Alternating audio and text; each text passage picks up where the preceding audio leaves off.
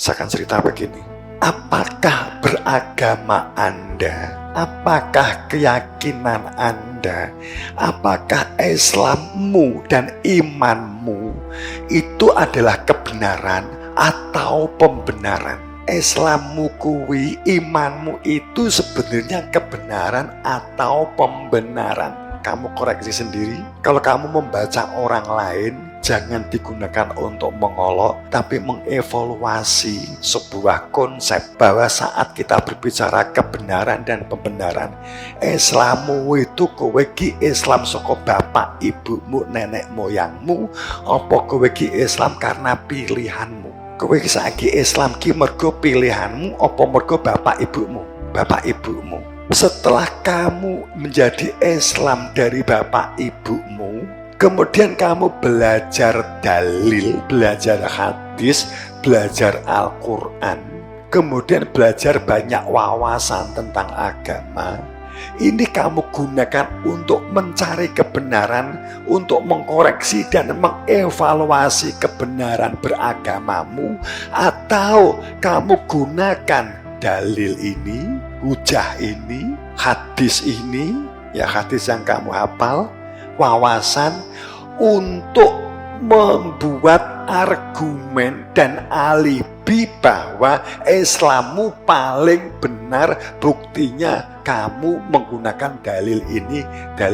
Umpama contoh, inna din indallah al-Islam, sesungguhnya agama yang diridhoi oleh Allah Islam, karena kamu sudah mengambil sikap Islam dari orang tua, kamu sudah memutuskan menjadi orang Islam dari orang tua, kemudian ada dalil, cocok kan? Ini berarti kebenaran atau pembenaran? Ini pembenaran. Sudahkah kamu itu di dalam kebenaran Islam dan kebenaran iman, ataukah pembenaran Islam dan pembenaran iman? Kalau kita rodok nakal berpikir, kebanyakan umat beragama saat ini itu kebenaran atau pembenaran. Kalau kita agak nakal sedikit, apakah orang-orang yang banyak orang-orang Islam saat ini itu sebenarnya kebenaran Islam atau pembenaran Islam? Saat mereka berdalil, saat mereka dalil Al-Quran, saat mereka dalil hadis, mereka itu kebenaran atau pembenaran? Menurutmu apa? Kebenaran atau pembenaran?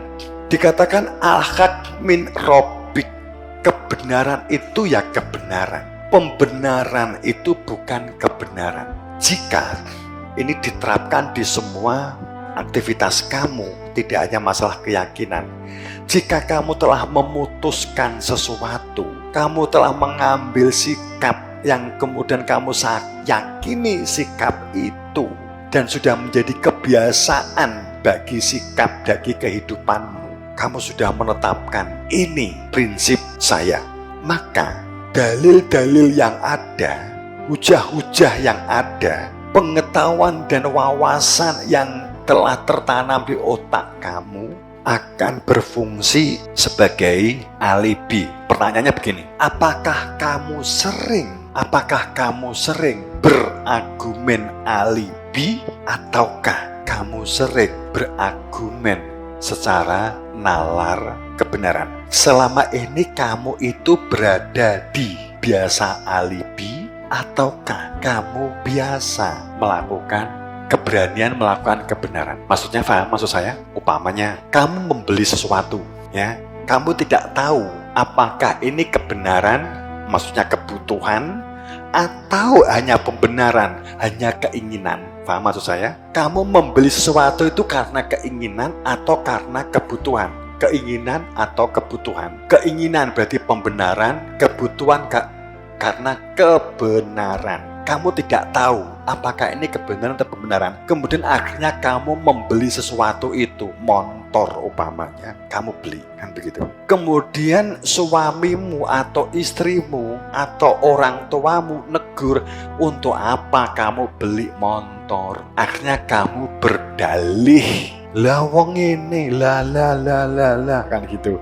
Itu biasanya orang, karena kita sudah terlanjur memutuskan sesuatu, Akhirnya kita mencari alasan supaya orang itu menerima sesuatu yang kita beli, sehingga kita melakukan pembenaran tindakan kita. Anda sering di mana? Kalau kamu nggak tahu, saya dorong lagi. Kondisimu sering entuk masalah, atau kamu sering masalahnya itu tersolusikan oleh tindakanmu. Kalau kamu ternyata setiap hari seringnya itu memperoleh masalahnya bulan, minggu tambah, berarti perilakumu selama ini pembenaran. Wes dong, sermatano diwi-diwi rasa ngoreksi kancane, timbangane tukaran, koreksinen diwi-diwi. Selama ini kita itu, diri kita masing-masing itu sering melakukan pembenaran atau kebenaran. Garis besarnya begini, jika Anda memutuskan sesuatu sebelum menggunakan otak dan akalmu untuk melakukan verifikasi data, saya ulang, pada saat kamu memutuskan mengambil sikap sesuatu belum menggunakan otak dan akalmu untuk memverifikasi, setelahnya baru menggunakan otak dan akalmu setelah mengambil keputusan, maka tindakan kita itu cenderung tindakan pembenaran. Paham? Kedua, jika kamu sebelum mengambil sikap sesuatu, memutuskan sesuatu, entah tentang sesuatu itu keyakinan atau sesuatu itu kita putuskan, sebelum kita memutuskan sesuatu dan mengambil keyakinan, kemudian sebelum itu diputuskan, otaknya sudah bekerja, otaknya sudah kita gunakan untuk berpikir dengan menggali data, informasi, baru kemudian kita memutuskan sesuatunya, maka itu cenderung menjadi kebenaran, tidak mudah terperosok.